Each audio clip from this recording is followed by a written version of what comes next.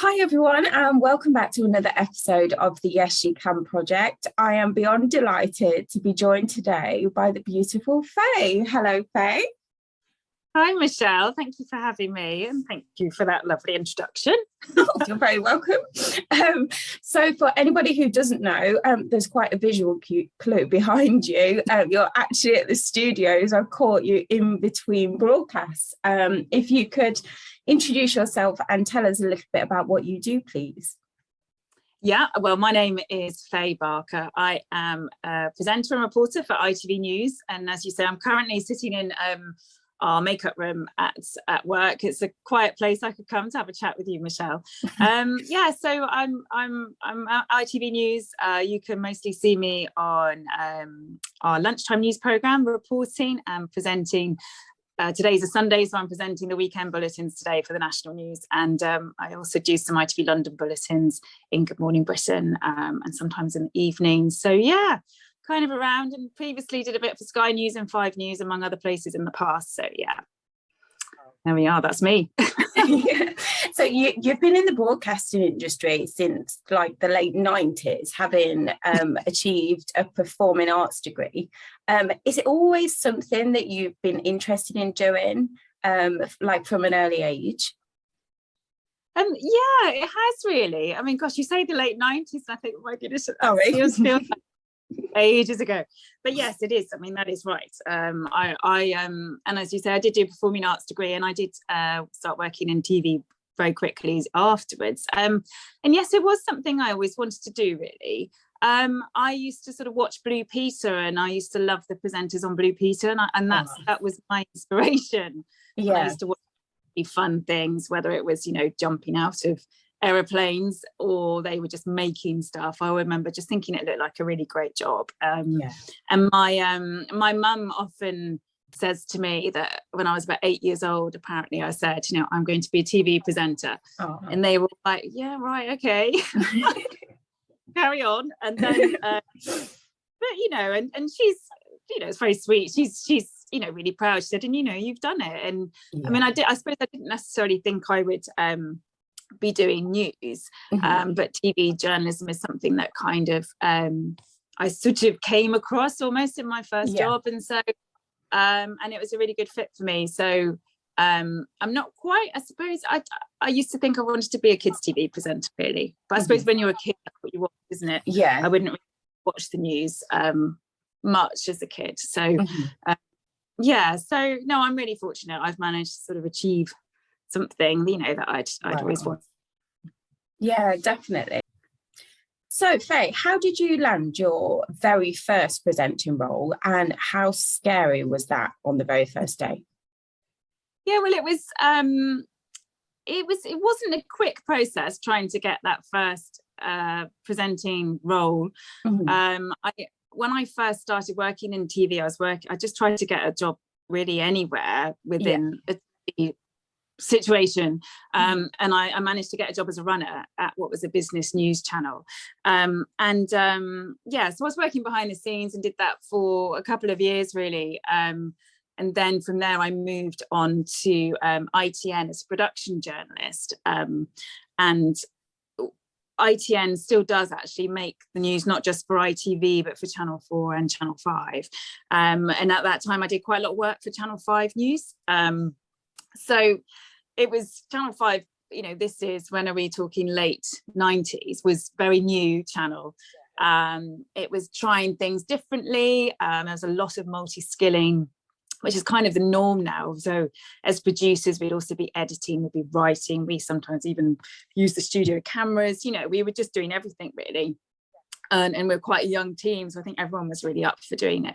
But it did also mean there were these opportunities actually to to present. They're not that it was not kind of quite as easy as that, but because they have, as they still do, some of these shorter updates in the evenings, sometimes the main presenters didn't always really want to have to hang around to do those. So that opened up an opportunity for eager beavers like me and some of the other colleagues, to think, oh, well, maybe we could do it. But so I think I was always keen to do it, but I had previously almost got an on-air opportunity where I'd previously worked at European Business News, which then became part of CNBC, which is a business news channel, which you can still get now. And, you know, to cut a long story short, I was very close to getting an on-air role to present these little world news bulletins during the business news. And in the end, you know, the main boss was just like, well, no, she's just too young, she's not right for it. And so I'd had my hopes quite high, and then they were sort of dashed quite quickly, and suddenly. So it was a good lesson to learn, but it was quite harsh. But the good thing about that was I had a lot of practice. I did over that time when I thought I was going to get this sort of on-air role. I did go and practice reading the auto cue and in the studios when it was downtime, and so that was good. So fast forward back to when I was at Channel 5 News. Fast forward forwards. I mean, what you mean? Yeah. And so basically, I was covering for another colleague who part of his role was working on writing a lot of the scripts for what was then the Channel 5 News breakfast show. So it was an overnight shift. And as part of that shift, this is where a lot of this multi-skilling comes in. Mm-hmm. He would also present a bulletin first thing in the morning at 8 a.m. So you'd be up all night writing for the breakfast show, sometimes doing a report as well, and a voiceover. And then at the end of his sort of night shift, he'd present this little 2-minute bulletin about 8 a.m. Right. I was covering for him, and I was covering the production side of it. So I was doing his writing and, you know, all that kind of stuff while he was on holiday. And the then editor had said to me, do you know what, it'd be really handy if you could do that bulletin as well, just present that little short. He said, have you done any presenting before? And I just went, yes, kind of thinking, well, not properly, but yes, you know, going back to that sort of missed, you know, the job I missed. Right. I kind of felt, well, I have practiced a lot, I've just not done it for real. So she said, oh, well, you know, why don't you do a quick screen test, and if it's all right, then you know, you can do that 8 o'clock bulletin as well. And so so basically, I did the screen test, and I really tried to keep my expectations quite low. It sounds sad, but because I think I'd been really disappointed before, I just thought, well, if she says no, that's what it is, you know, and just kind of, but actually she said, yeah, that's fine, you go ahead and do that. And as it turned out, when it came to that particular shift, and this is what you can do, I was about 24 at the time, you can do this when you're 24. It happened to be one of my really good friends was having a hen do that weekend. So I went to this hen do on the Saturday night, and then that was down in the West Country. So then I came back up to London on the Sunday, I think sometime that afternoon, and then I worked all night the Sunday night, you know, doing the writing bit for the breakfast show, and then had this my first sort of proper on-air bulletin at 8 a.m. It's like, now I think, what was I doing? Oh. You know, what I think I could do. Anyway, I was young and the adrenaline, and obviously so I did it. But, you know, as you say about the nerves, I mean, I was really nervous, actually. Oh. And it was and I think I have got a copy of it somewhere, probably on a scratch TV. But I don't think I've seen it for years. So whether I do have that or not, I don't know. Mm-hmm. But you should watch it to see how far you've come. That's incredible. Yeah, I probably look quite tired, I'd imagine. But it was. But I know my mum and you know, it was when Channel 5, you can actually get it everywhere. You know, this is how time changed, and it feels like the dark ages. But you know, not everybody could actually get Channel 5, and I know my mum could only really see it on quite a crackly connection, because it was still quite early days of that. But no, it was fine. I mean, I was nervous, but you know, it went okay, and obviously it couldn't have been too bad. I'm still sort of at it. Wow. Going back to what you said, Faye, I wasn't aware that the actual presenters have to write their own stuff. I just assumed it'd be written for them by like writers in the background, and then they just read it out. I didn't know that you guys have to do it. Well, it varies, to be honest. You know, today, for just to take today as an example, so I presented a bulletin at 25 9:30 this morning, and then we're doing another one at 2:30 that I'm involved in today for the national ITV News.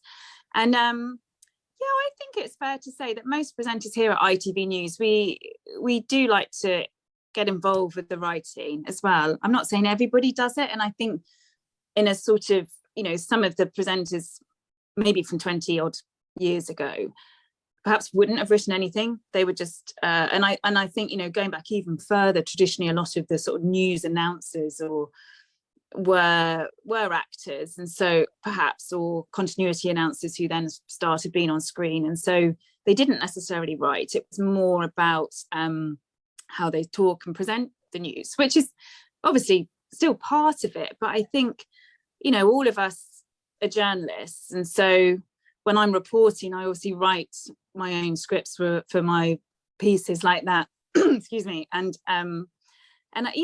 today I wrote some of our bulletin this morning. The producer I was working with wrote some of it as well. That'll be similar for lunchtime.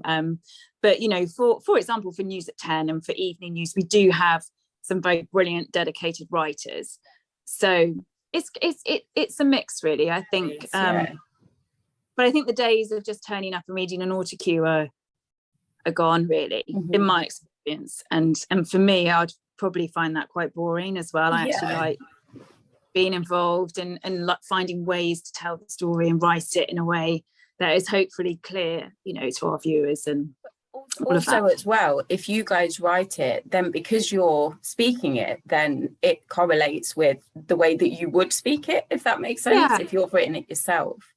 No, absolutely. And it's really important. Writing for broadcast is different for writing, if you're writing for a newspaper, or if you're writing, a book or something, it's completely different because you're writing for speech. And so, you want it to sound as natural as possible. So generally, you're writing shorter sentences. You're maybe trying to come up with catchy, quite simple phrases sometimes, because people, when they're watching, they're only going to hear it once. You can't just think, oh, what was that? And look, but you can with rewinding, I suppose, if you wanted to. But, if you're reading an article in the paper and you think you can refer back to, say, a previous paragraph if there's something you wanted to check again. But, with us, we kind of assume people only hear it once. And so you want to make sure that you're as clear as possible, really. Definitely. I've always wondered as well, like when people are presenting the news, they present it in a way that their voice, they wouldn't speak like that in real life. Like, do you guys have to go on like a course? Is it like a special thing? Like, say, for example, Ross Kemp does it. It's like, and tonight, it's kind of like that, if that makes sense. But you don't talk like that in a normal conversation, like with me right now. No, I mean, it's a funny one, that, because I think, when I'm presenting, I will aim to sound as natural as possible. I'll want to talk to our viewers as I would as I'm talking to you now, really. But then, of course, it is written, and we're talking about sometimes really heavy important things. Luckily, we do the lighter stuff as well. But I think, it's interesting. There is a sort of, I think we probably do fall into a sort of style, even if we don't mean to. It's just funny. I've always wondered, because loads of presenters, I would say 99%, they all speak exactly like in the same tone. It's like it flows in a different way than it would if you was having a conversation with people sometimes. It's really cool. I would honestly try and aim to not do that in some ways, but we do. And I suppose it's a style that everyone understands, and it makes effects from newsreaders. But it's a funny. I mean, I think sometimes you hear people who are, take actors who are perhaps acting at being a newsreader, sometimes in drama. You can always tell not always, but you can often tell when they're trying to copy that style.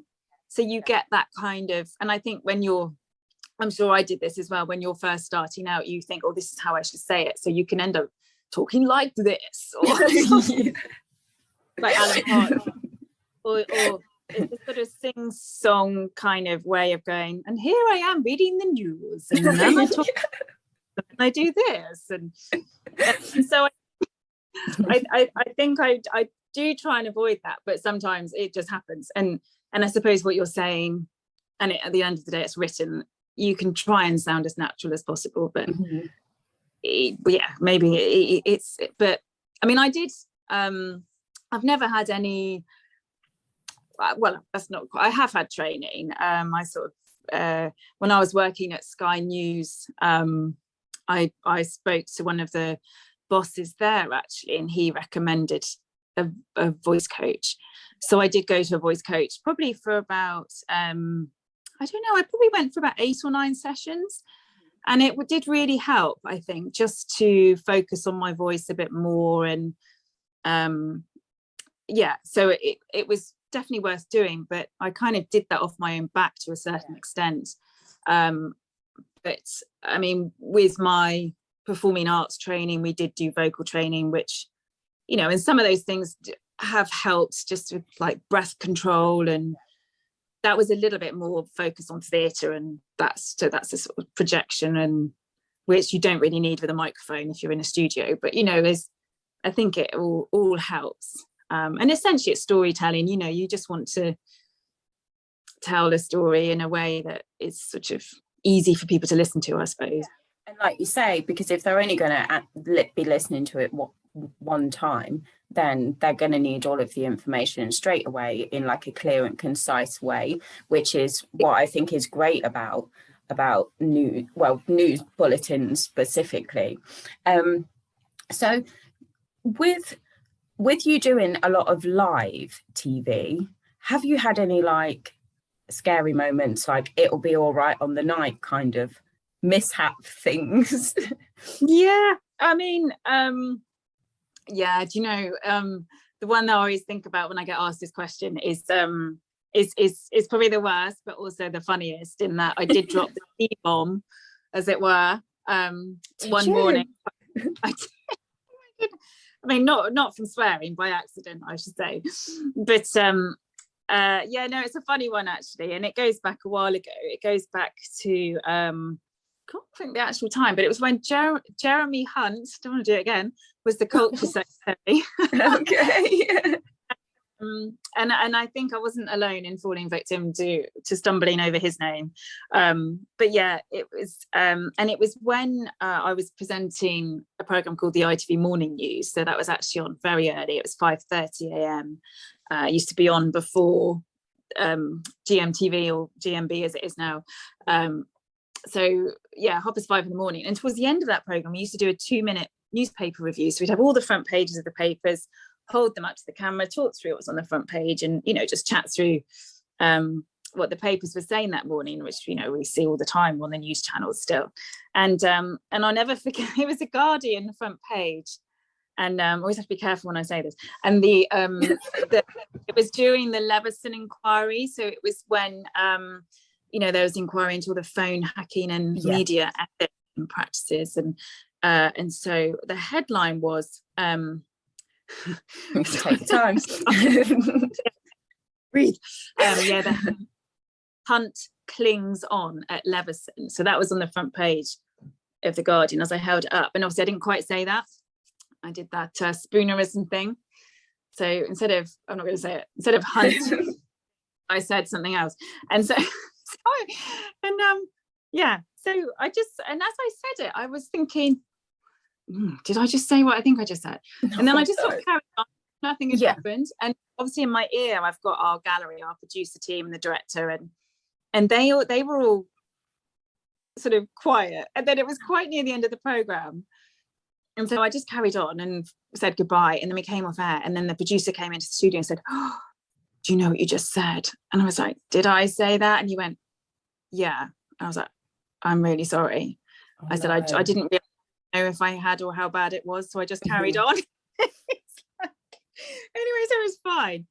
And it did end up on YouTube, but actually ITN, oh god, now I actually don't know if you be able to do this now, but ITN I think scared the person who put it on by saying, "This is our copyright, you're not allowed to have it."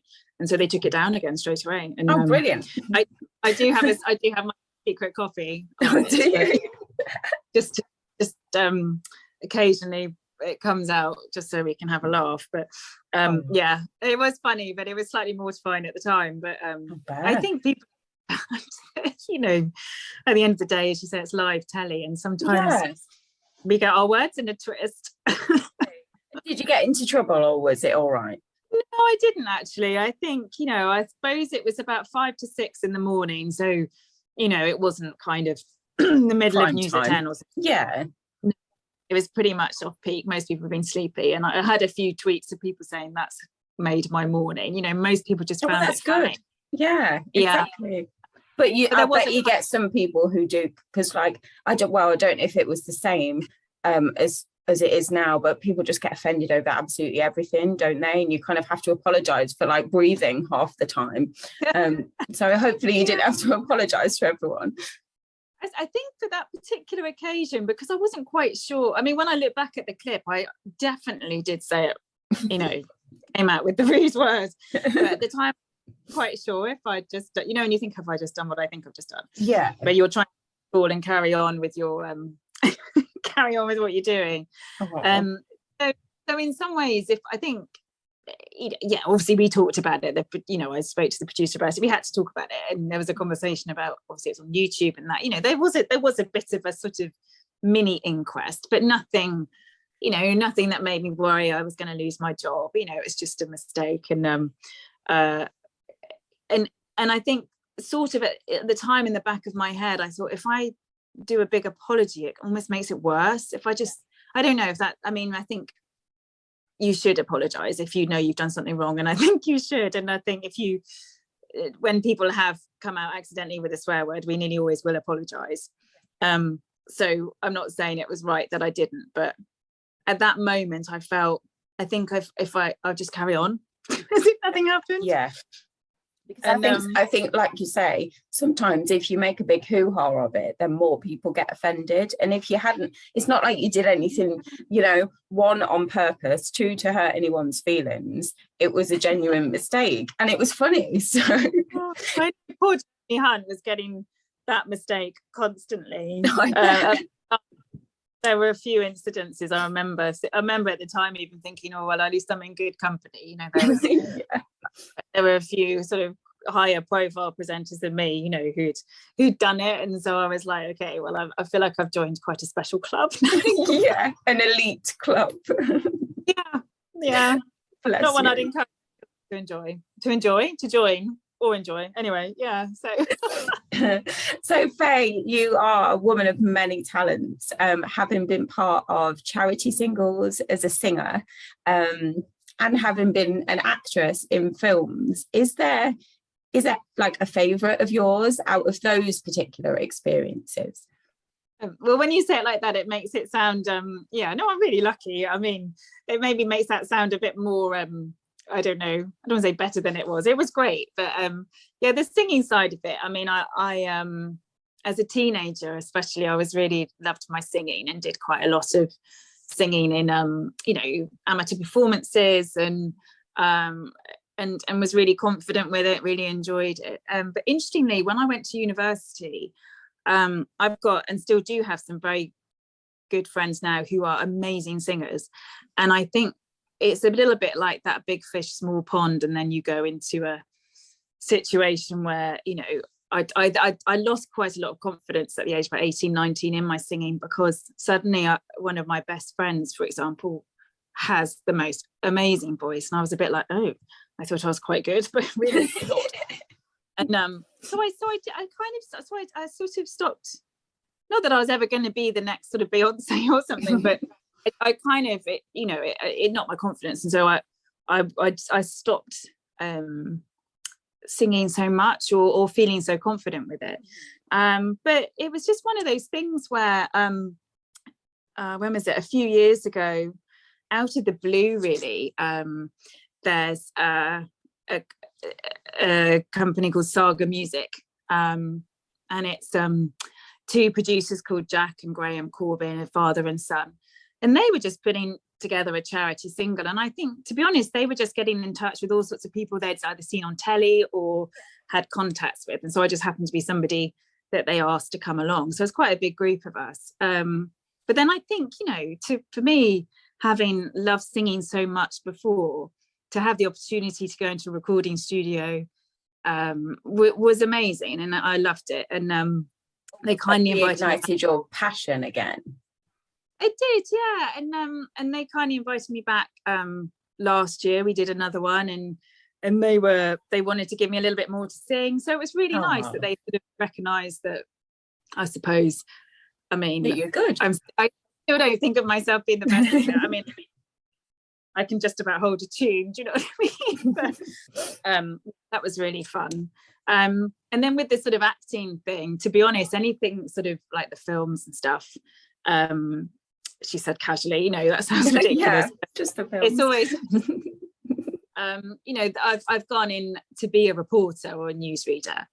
And almost going back to what we were talking about a bit sometimes, you know, there is this sort of way that news people, if you like, speak. And sometimes casting directors, I think, have found when they get an actor to do it, it doesn't sound quite right. Actual, yeah. Whereas, so some casting directors, I think, like to try and find somebody like myself who to then go and be a reporter in a film or on a TV drama. Or so I mean, not too long ago I did a little bit in Casualty just as a reporter out on the, so that was really good. And and I wasn't sure if I'd be able to do it because obviously I mainly worked for ITV and that was BBC, but I could do that, which was great. So again, you know, having those opportunities is amazing, and I feel really fortunate. And you know, because I used to do all the drama, performing arts, it just tapped back into that side of me. And just fascinating, obviously, to see how a sort of drama or film production works, because it's quite different from telly news. You know, it's another sort of television news is all very immediate and quite quick, really, because we're turning stuff around and doing and filming nearly always on the day for something to be broadcast that day or the next day. You know, it's whereas films and TV dramas take months and months. You know, so. Do you have to actively go for those roles? Like, is it still an audition process, or those particular things that you've done, have they contacted you directly, or do you have to actively seek them? Right, to be honest, I hadn't sort of actively sorted out, but you know, I've worked with agents, and I suppose sometimes, you know, people will go to an agent. Sometimes a casting director may go specifically to an agent who looks after presenters because they think actually I do want the real thing rather than an actor being a reporter. So so they've come up that way. And then in more recent times, it's been just doing a video on, you know, on your phone or something, to be honest. So it's a bit of script and you do an audition essentially. I mean, going back a bit, when I first did a few of these extra bits and bobs, I did have to go, I went into like a little studio in Soho, for example, and actually and did an audition on a camera there. So it's been a mixture. Sometimes I've had to do it, sometimes I haven't. I mean, sometimes they can just look at my show reel or look at bulletin, and that might just give them all they need to see. Because I mean, for example, the film Hampstead I was in, which was good. With that, I'm just trying to think if I had to do I think they possibly are just kind of, I can't remember, but you know, I was just kind of doing what I would do normally, like a piece to camera outside a court was the bit in that. But just I mean, I say that that's what it is like on screen. In real life terms, if I was going to just be doing a piece to camera outside a court, reporting on something that's just happened, then it would just be me and a camera operator, and that's pretty much it. Whereas for that particular scene in Hampstead, so that starred Diane Keaton and Brendan Gleeson, and there was a particular scene where without any spoilers, they're coming out of a court, and there's all these sort of supporters there, So so they had to come out of this courtroom, went past all these people sort of cheering and shouting, or then they got into a black cab, and then as the cab pulled away, I sort of was there, said about 2 sentences on what had happened in terms of the news story linked to that, but it was all one shot. And there were loads of people there. There were all the extras. There were the main actors, obviously Diane Keaton and Brendan Gleeson, and there was, and I remember like thinking, oh my gosh, I really mustn't mess this up. Oh, bless you. Because but we did it twice. Both times I got my lines okay, and it was fine. But yeah, so although it's doing the same as I do in some ways day to day, it felt like on a whole nother sort of level. On a huge scale, really, especially if you're stood there with the camera being filmed by the cameraman in the shot whilst being filmed with the cameras behind the camera. Yeah, it was quite a sort of, there were the actors coming out of this bit, then there were the other people cheering this, then the taxi was queued to get into it and then go, and then I had to step forward, and it was absolutely fun. But it was just that, we talked earlier a little bit about being nervous and stuff, and I think it's just for then, you just have to sort of, there's the adrenaline involved in all of this, but it's just keeping a little lid on those feelings so you don't freak out, basically. I think that's a craft, to be honest with you. So I couldn't think of anything more terrifying. Like, even if I had the opportunity like that, I'd either like fall over, I'd drip something down my top, something would happen. There's no question at all. I wouldn't be able to hold the nerves. Like, even like news reading, because when I get nervous, I get overexcited and talk fast. So I can't imagine how many swear words I'd come out with. I'd be sacked. Yeah, I mean, there's I don't know. I mean, I've been doing it for quite a long time, and in some sort of slightly sadistic way, I kind of quite like it when things go a bit wrong now. I shouldn't really say that because everything's going to fall on its head now today. No, let's touch wood. But yeah, touching wood, find some. But I see it. It's quite, it's part of the buzz really when you're about to go on air and maybe your top package isn't there, and it's not great, but it usually works out. And it's part of our job to obviously make it all seem smooth and professional. Yeah, which you do. So you've reported, Faye, on so many different incidences, from like really heartwarming, nice family stories, showbiz, right the way through to kind of terrifying terrorism incidents. Is there any report that particularly sticks out for you? I mean, as you say, we cover, I mean, I work as a general reporter as well as a presenter, and so, I can be covering any story really, and it really varies. I mean, at the sort of tougher end of the scale, I think, like many people, I really felt the impact of Sarah Everard's death and murder, and I think it was just. There were so many levels of, I think, why that was so upsetting. You see a sort of young professional woman, she was trying to do the right thing. Many people, I think, could relate to that. And I think more recently, I think it just sort of got worse, really, in that the way it came out at in the court hearing with Wayne Couzens, the police officer, that trust where she had, it's just an ultimate betrayal of trust, where she was essentially willingly handcuffed because she thought she'd done something wrong, and he was someone she could trust, and he would say to her, I'm sorry, you shouldn't be out on lockdown, or whatever it was. We don't know what was said, but it's just really, really disturbing. And I mean, and I did, found that quite heavy going, and like lots of people, I think, felt awfully sad about it. But on a positive, I think, such awful cases like that, it does hopefully evoke some kind of change. You don't want people to suffer for there to be change, but I think we can part of our job as journalists and is to help change to come about when things like this happen, but to be sort of be more positive and flip to the other end of the news bulletins. I mean, quite excuse me, I'll quite often end up doing this, some of the more heartwarming stories, and finalies, as we call them, which which are great. And I love that, especially at ITV News, we really do like to leave people at the end of all our programs with an air of optimism or hope or something that's inspiring, because we want to leave people at the end with a smile, or like they feel they've had a hug, or you know what I mean. We want to, definitely, because there's so much horrible things going on in the world that have to be reported on, and difficulties and tragedies and stuff that as human beings it's hard to absorb that all the time. So for you to want to, that shows the real human side of ITN, in particular the fact that you understand that, and you want to leave the viewers with something positive.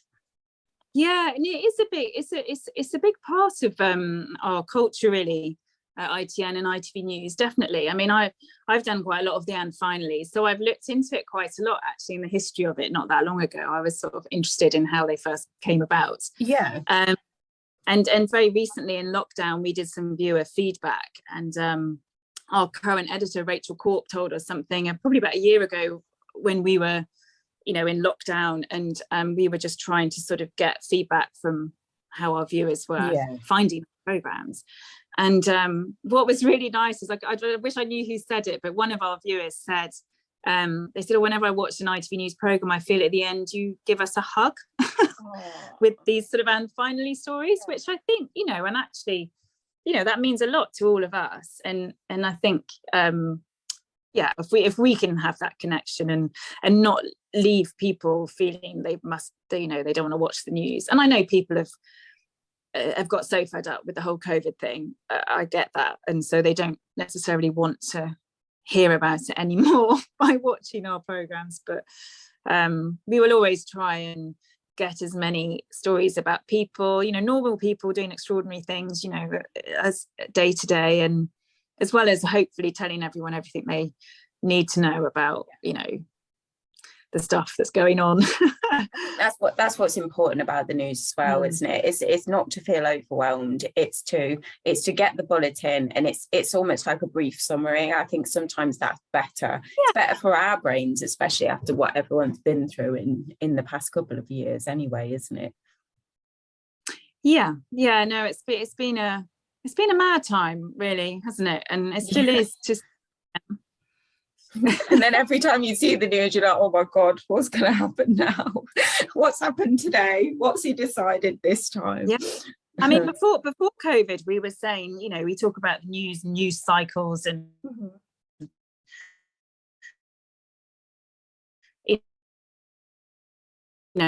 all this sort of slightly geeked to the point where we were always, now when you think, gosh, all we did was talk about Brexit, and now you just think, gosh, that feels like a different time, because COVID has been so overwhelming and obviously unprecedented. It's affected everybody, in one way or another. And it is, and we're still kind of, hopefully coming out of it, but it's still around, obviously, and we're still reporting on it. So yeah, but at least you're doing your Anne finalies. That's important. Oh yeah, I mean that we, even.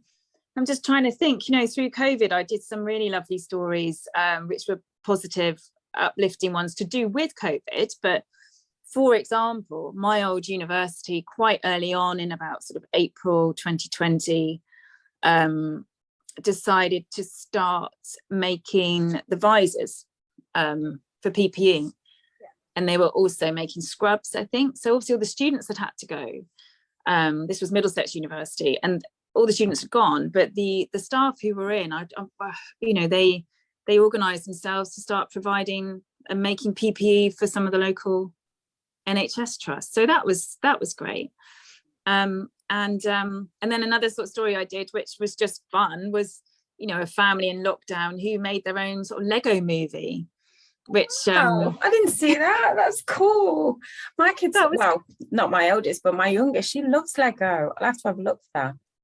Yeah, so it's oh my goodness, now I've forgotten their names, which is awful, and I apologize if they ever watch this, but basically they took the ABBA track The Day Before You Came, and the dad actually does work in TV dramas, so he had a little bit of a head start maybe, but worked with this sons, and they made this brilliant video to ABBA's The Day Before You Came using Lego figures, and the day before you came was like the day before lockdown. Do you see what I mean? And the day before the virus came, so you had a sort of section of the Lego movie, as it were, which was kind of normal commute to work, all that, and then everything stopped, and so you have this little Lego character going through that. It's brilliant. I love it. I really want to see that. Yes, I shall Google it. I recommend. I hope and assume it is still on YouTube. But so that was something actually that a friend of a friend shared, as people do, shared with me on WhatsApp, and I saw it and I just thought, I love this. It's just what I think people need to see, a bit of something. You know, this family were obviously kids homeschooling, dad not able to go into the office, you know, mum, dad, obviously, not just dad, you know, everyone at home. Yeah.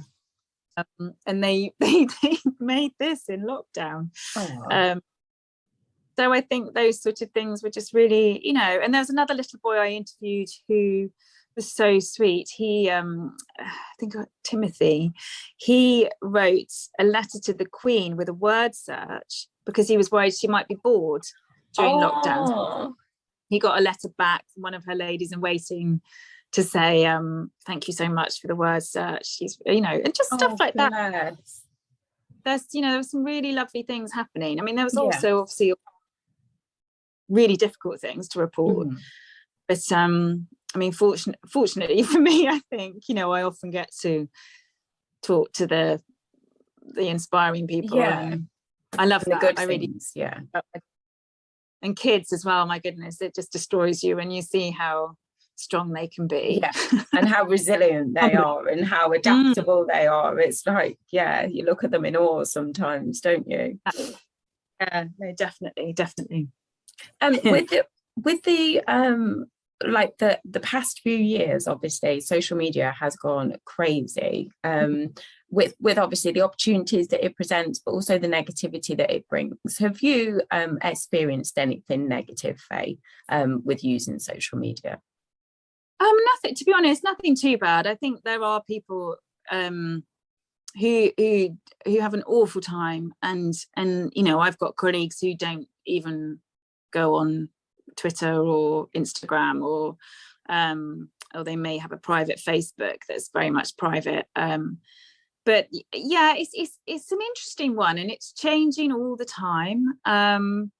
So I have a sort of public Instagram and Twitter, which I keep quite open. Well, I keep very open, in fact. I mean, it's quite sort of, I don't ever say anything controversial on there, to be honest. It's all very sort of just straightforward. So generally most people are just quite nice. You know, there might be the odd slightly lewd comment, but most people are fine. I did quite recently on Instagram have some just horrible kind of quite violent and threatening messages put on some of my posts, not necessarily related to anything I might just put a picture up of me in the makeup room, like here or something, and there'd be this sort of tirade, and my suspicion is it's possibly the same person on several different accounts, but I don't know.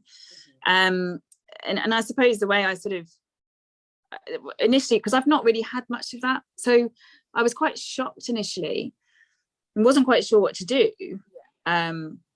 So I did screen grab it, but then I immediately deleted it and blocked the person who appeared to have written it. And that happened a bit over a few weeks, really. So I just kept sort of doing that. And then I thought, I need to report this. And so I did report it to Instagram and looked at the accounts, tried to figure out maybe, you know, and I think they'd also perhaps been targeting some other people. And so I did my own little investigation, but reported it to Instagram. But what, to be honest, was really disappointing is Instagram did nothing about that particular thing. And I feel that I got a kind of generic kind of reply. Response. Yeah, just basically it's almost like, I can't remember the exact phrase, but it felt like just saying, we have so much of this, we can't look into everything. And that was kind of it. And I suppose, you know, I appreciate there is a lot I'm sure they have to deal with, and I could potentially try and take it further with that, but actually I haven't, and I'm not saying that's right, I should. It seems to have stopped the kind of deleting and blocking those accounts. For now it stopped.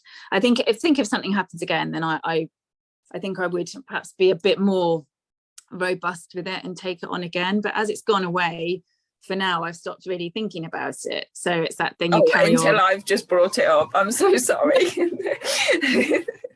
I think it is important to talk about, and I think especially as a parent now as well, and I've my eldest daughter's 11, so she's not on any social media yet, but I can only sort of it's coming. Yeah. And I actually listened to a sort of parenting seminar quite recently through her just starting secondary school, and what was really good, I thought, and this was obviously thinking about teenagers and young people, but was to always to block and report any comments you get. I think it's easy to just sort of brush it off and go, oh, that wasn't very nice, and forget about it, or block it out, but actually block the profile from contacting you again and report it.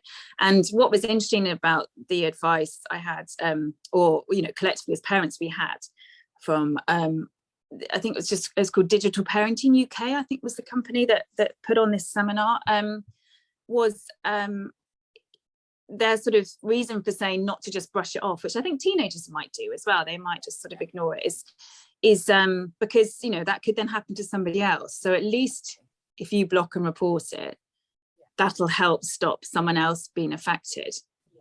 And so although that was advice to help with young people and as parents to advise your kids, I think actually it's totally relevant as an adult as well, if and I think with any of the sort of trolls, I mean, I always try and avoid, I don't get into any sort of online discussions particularly.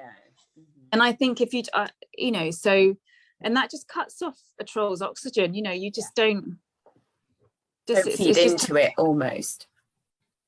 Yeah, and I think for me, I think that perhaps has helped, but touch wood, I mean, apart from, as I said, that quite recent little spell, which was a bit of a shock, it's I've come off quite lightly, I think, compared with some people.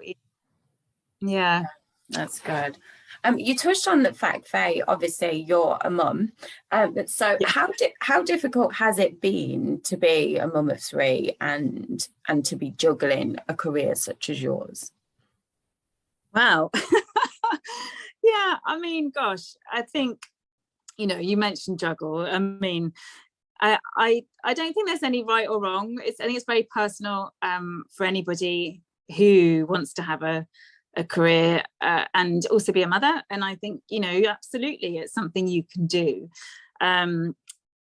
So I basically work on average of 3 days a week. Sometimes it's a bit more, sometimes a bit less, but now my youngest, my son, is at school, I'm picking up a little bit more work, but even though all 3 of mine are at school now, I still sort of feel I probably wouldn't want to do much more because and as I say, it's very personal, but for me, I think I want to make sure I can spend as much time as I can with them, but equally for myself, I know I love my job and I like the challenge of it. It's very much part of me. I've been doing it for a long time. And so, I'm not in the camp of wanting to give up my job because I don't think that would make me very happy.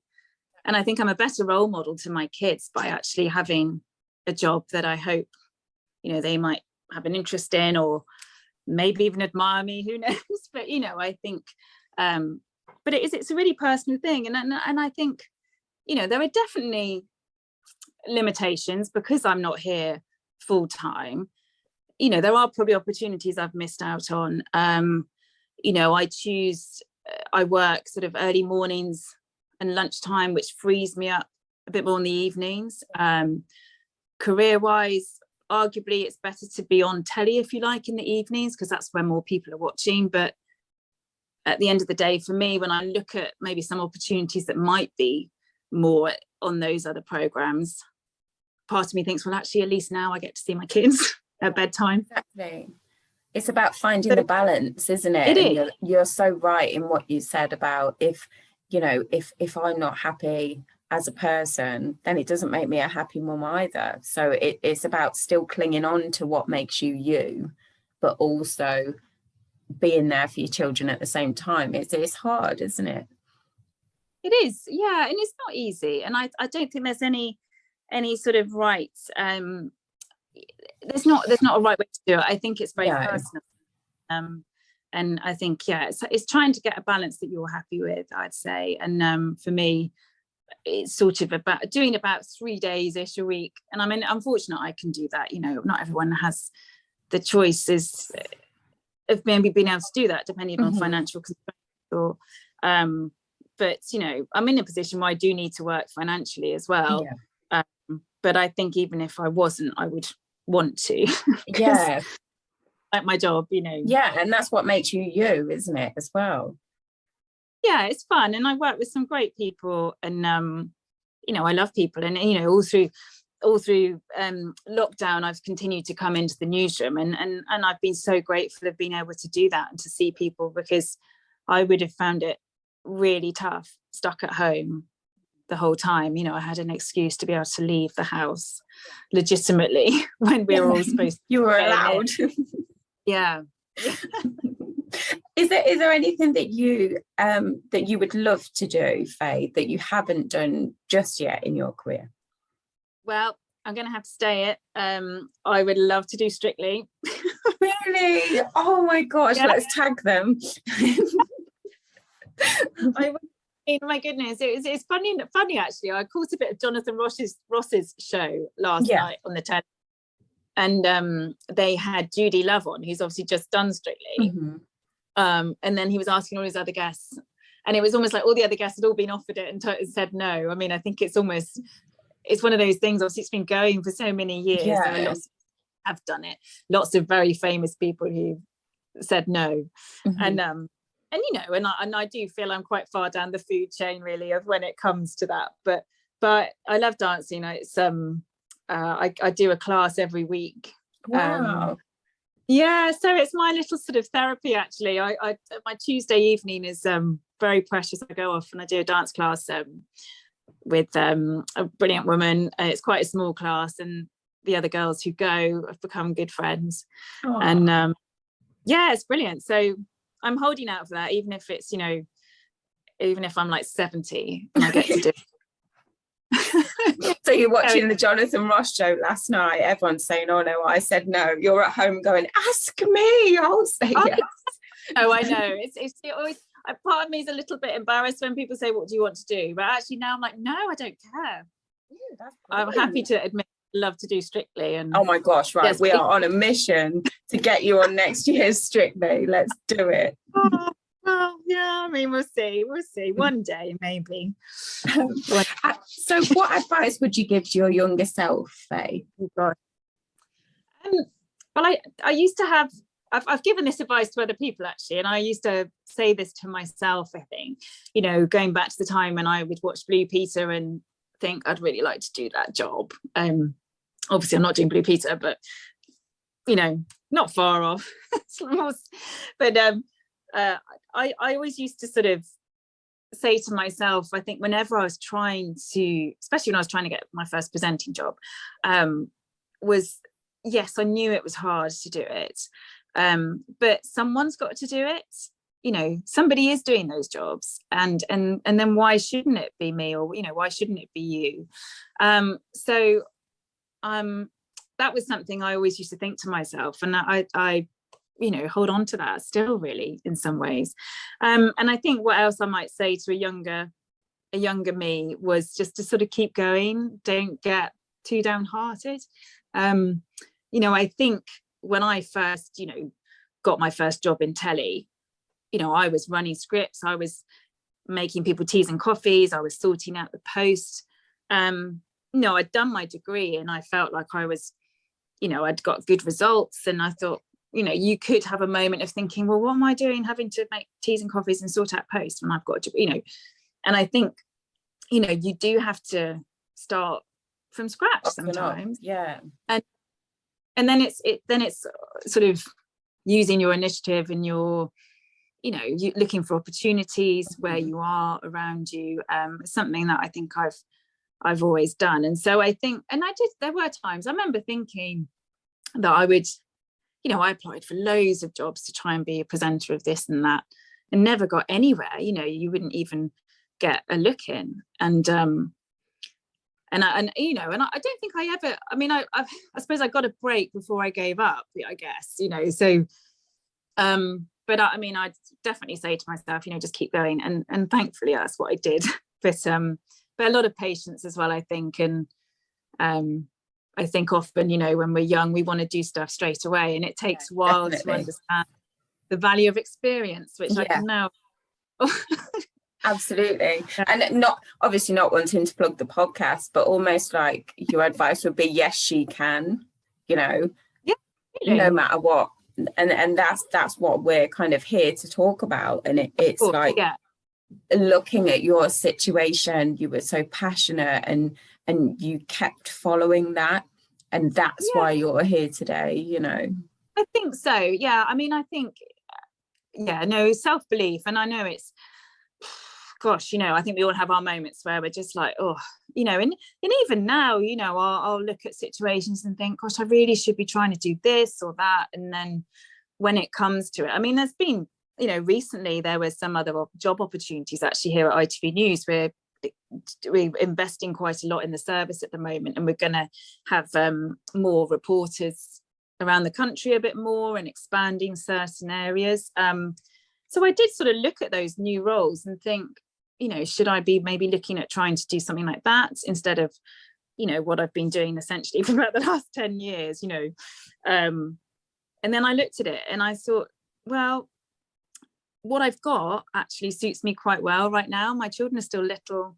I'm pretty sleep deprived, you know. The sort of 3:15 a.m. alarm doesn't get easier really, and that is a bit brutal, but it does free me up a bit later in the day. And I think if I was working, I think as I touched on before, if I was working more in the evenings, then you know, I wouldn't see my kids so much. I mean, having said that, if the most amazing job came up, you know, you make it work. And but yeah, I mean, you know, it sounds cheesy, but you know, the kids grow up so fast, and they do, you know, and before you know it, actually you've suddenly missed it, you know. As you know, we talk a bit about the juggle, and you know, when we were talking earlier, my 8-year-old rang me. She's had a ballet exam today, and you know, I wanted to be there for her really for that, and I couldn't because I couldn't get covered today. So that is still hard, but you know, I think she'll forgive me. Yeah, absolutely. And as I say, I think believing you can, yes you can, you know, as you and a lot of the work you're doing and talking to people, I think it is, I think, you know, people really must follow their dreams, you know. I know it sounds cheap, but absolutely go for it. You know, why not you doing that job that you would really love to do, and you know, do it. Exactly. And more as well, because everybody else doesn't have what you particularly have, because you're the only person that can bring that uniqueness to whatever role that you want to go for, because you're the only person that's yourself, if that makes any kind of sense. Yes, that's true. Yeah, as far as I know, evil twin. So Faye, where can people find you? Wow. So if you're watching your TVs, and if you're in the London region, I am on Good Morning Britain pretty much every Wednesday and Thursday morning doing the local news during Good Morning Britain. If you watch the ITV lunchtime news, that's 1:30 weekdays. Again, Wednesdays and Thursdays are usually the days I'll be reporting on that programme. And then today, when we're chatting, is a Sunday. So today I'm presenting the ITV News programmes, the morning and lunchtime ones. I'm also doing the London News actually later today. I've got a very long day today. So I'm doing the on about 6:45. Yeah, so I'm getting through my coffee today, that's for sure. Yeah, so a mixture of ITV London, ITV News, mostly breakfast times and lunch times are when you'll see me.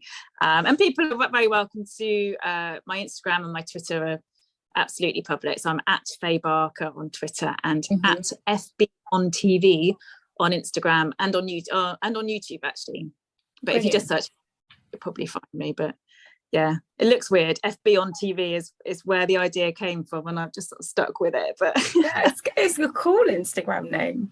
Oh, Faye, honestly, I have so many more questions that I'd love to talk to you about, and so many things that I wanted to ask, but I'm obviously very conscious of time.